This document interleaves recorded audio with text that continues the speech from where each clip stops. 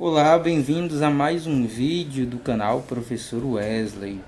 Isso aí, já quero agradecer ao pessoal que está inscrito, quero agradecer ao pessoal que está comentando, está participando. Na semana eu coloco lá no meu Instagram a participação da galera, os comentários. Quero agradecer aquele like que você tem deixado e quero agradecer a todos aqueles também que têm compartilhado, divulgado em suas redes sociais o canal e os vídeos, fazendo com que assim o canal se expanda, cresça e consiga, né, chegar, atingir aí mais pessoas, nesse intuito de fazer com que a gente possa refletir sobre várias questões ligadas às humanidades. Quando eu digo ligadas às humanidades, é porque a gente faz uma reflexão bastante interdisciplinar, transdisciplinar, envolvendo várias disciplinas que têm bastante relevância com questões sociais, com questões psicanalíticas, psicológicas, com questões da educação também, ligadas aí a todas as áreas humanas, questões históricas, né, questões aí antropológicas, para fazer com que a gente possa refletir e, nos termos do Carl Gustav Jung, que eu gosto bastante de mencionar, a gente se transformar, né, no processo de individuação, a gente se achar mais, se encontrar mais, conseguir ser um ser mais conhecedor de si mesmo. E o tema de hoje? O tema do vídeo de hoje, galera, é literatura. Eu tenho pós-graduação em literatura e ensino e vamos refletir um pouquinho sobre literatura de uma perspectiva aí também envolvendo a questão do humano, do desenvolvimento do humano, do desenvolvimento de individuação das subjetividades. Inclusive existe aí um livro que fala sobre psicanálise e arte e literatura, que eu vou deixar aqui para vocês como referência, como indicação, tá bom? Ligando aí a psicanálise do Freud, as artes e a literatura. E vamos lá, né? Vamos refletir sobre literatura e psicanálise, né? De uma forma mais psicanalítica. Então, pessoal, vamos começar a refletir sobre a importância da literatura e o que seria a literatura.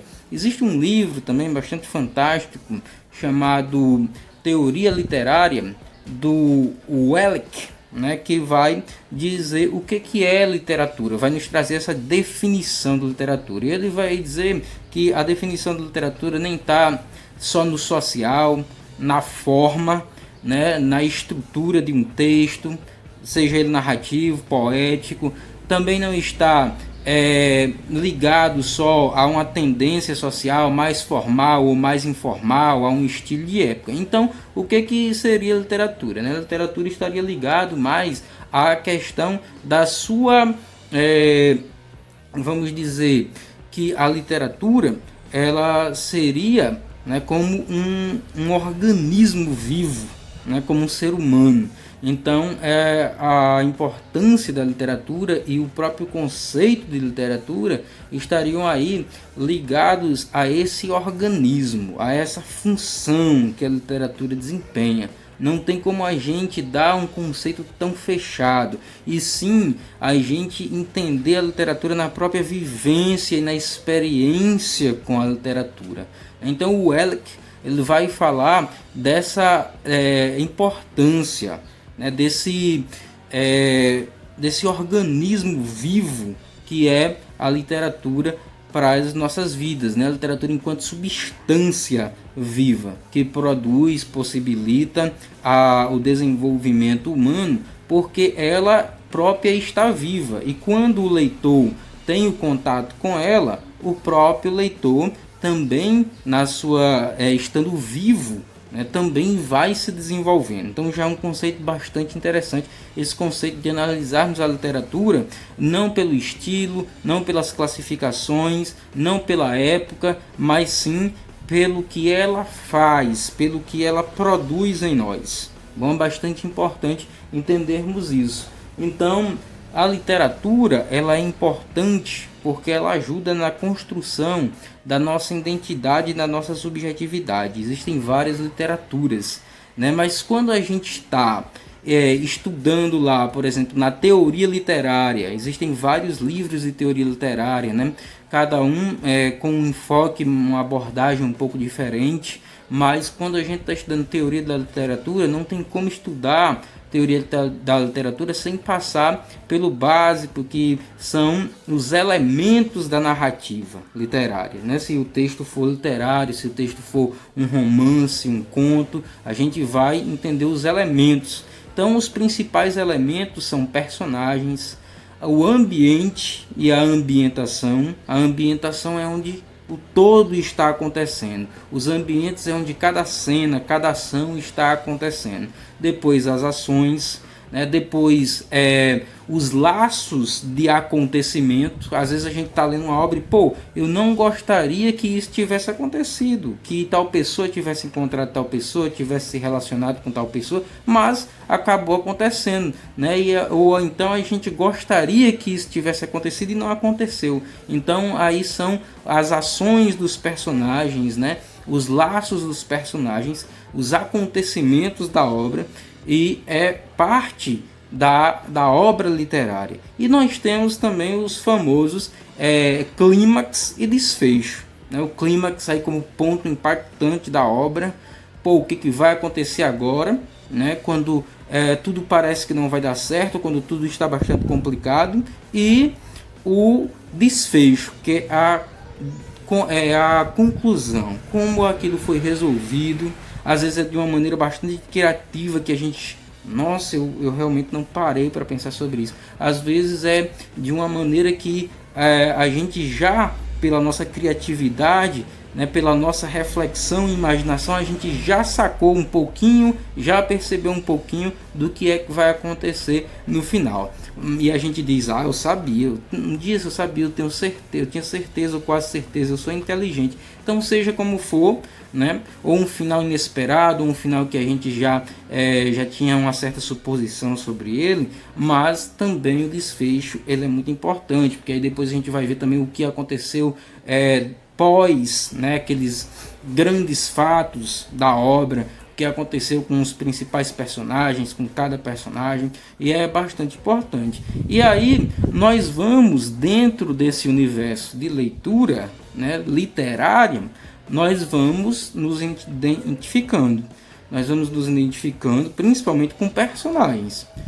E vamos sabendo e até vamos adotando determinadas posturas, determinados pensamentos, determinadas ideologias. Vamos refletindo sobre determinados pensamentos que tem na obra, a partir do que os personagens vão conversando e dialogando, né? O diálogo é bastante importante, bastante presente nas obras literárias narrativas. Então a gente vai percebendo esse diálogo, e esse diálogo ele vai servindo para a nossa identificação, e consequentemente a gente vai criando uma identidade de acordo com aqueles personagens, e vai odiando outros também, e vamos sentindo diversos sentimentos, diversos tipos de emoções, e isso é bastante interessante, né? Ou seja, quando eu estou lendo, a minha mente está mais ativa do que nunca, né? A minha identidade, o meu processo de subjetividade, que é de construir uma ideia única, que é só minha,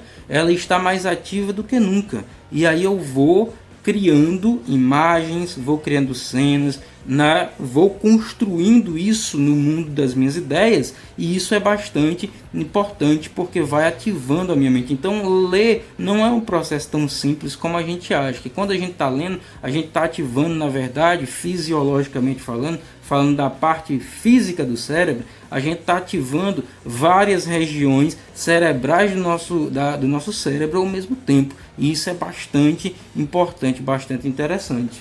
Então, essas cenas, né, a ambientação, os ambientes, as ações dos personagens, os acontecimentos, vão mexendo com toda a nossa subjetividade, que é só nossa, que é a forma como nós vamos interpretando e vamos criando na nossa mente esses acontecimentos, e vão também fazendo parte da nossa identificação, da nossa construção identitária como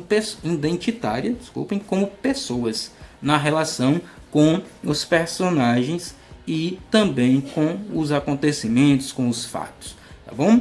E é uma coisa que agora eu gostaria de discutir, né, com vocês, a questão da leitura.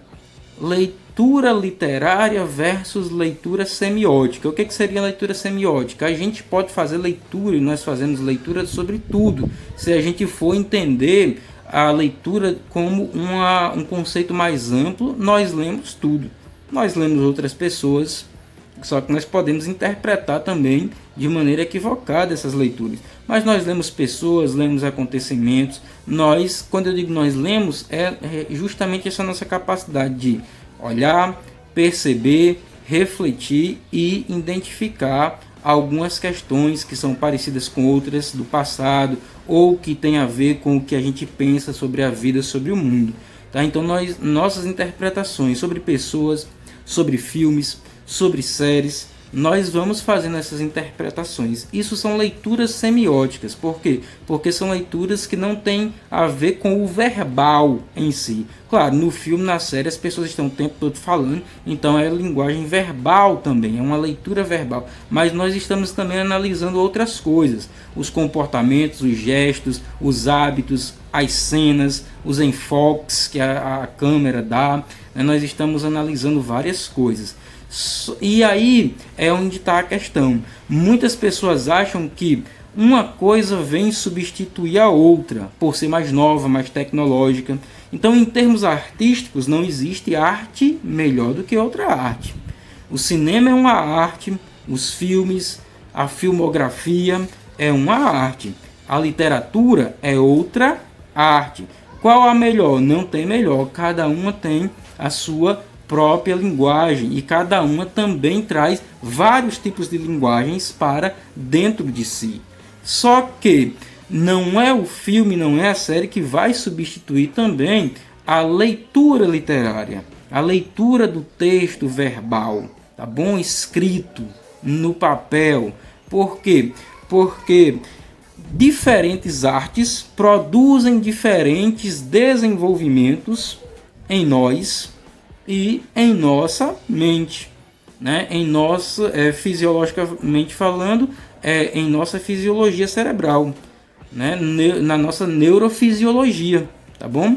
E mais psicanaliticamente falando, no nosso, e linguisticamente falando, no nosso imaginário, que é formado todo por linguagens de vários tipos, imagéticas, sonoras, né?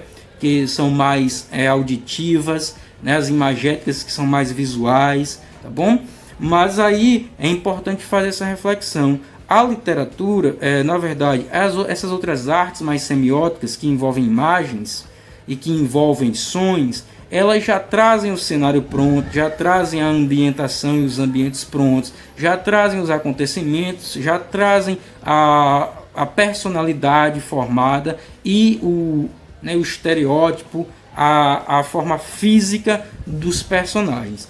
E quando nós estamos lendo, quem tem que imaginar ou criar, né, na nossa mente, no nosso imaginário, que não é físico, isso quando a gente estuda por meio de ressonância, por meio de ressonâncias magnéticas, né, tomografias, a gente pode ver, neurocientificamente falando, que existem várias regiões do cérebro que se ativam quando uma pessoa está lendo, mas não existe um canto específico do cérebro que diga, aqui é onde está a minha imaginação ou o meu imaginário humano.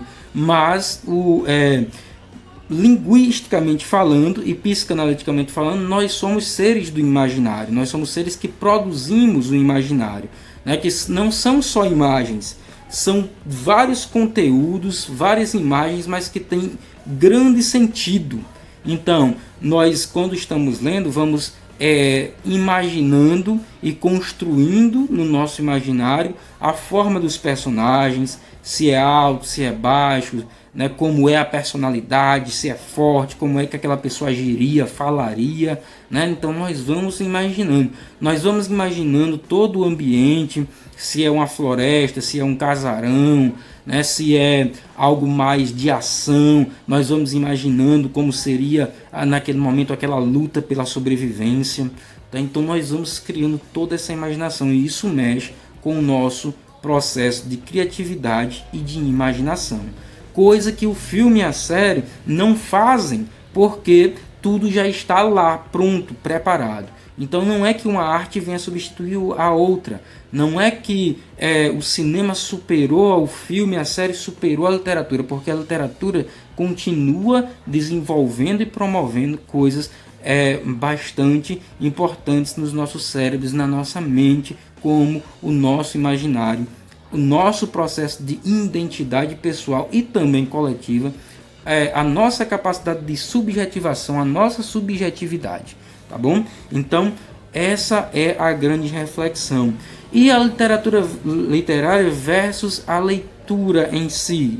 Tem gente que diz, não, eu não gosto de literatura, mas eu leio o jornal, eu leio o blog, eu leio o site, eu gosto de notícias, tudo bem, mas não é a mesma coisa, tá bom? Porque essas leituras relacionadas a notícias, relacionadas a propagandas, né, e a vários outros conteúdos da vida social e da vida cotidiana, não produzem a mesma capacidade do imaginário, da criatividade que a leitura literária provoca e produz em nós, tá bom?